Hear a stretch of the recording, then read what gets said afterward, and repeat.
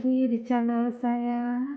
Hari ini saya akan membagikan resep bakwan sayur.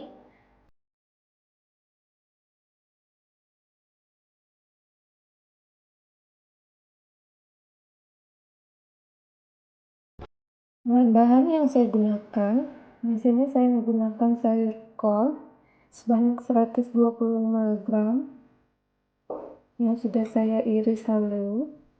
Kemudian wortel 150 gram saya potong dadu, boleh juga diserut.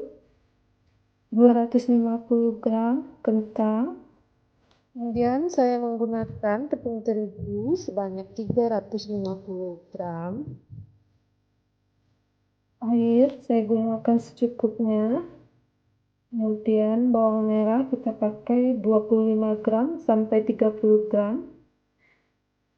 Kemudian bawang putih saya di sini menggunakan 2 siu. Garam secukupnya. Saya pakai penyedap secukupnya. Kemudian saya pakai merica bubuk juga secukupnya nanti. Sekarang kita adon dulu.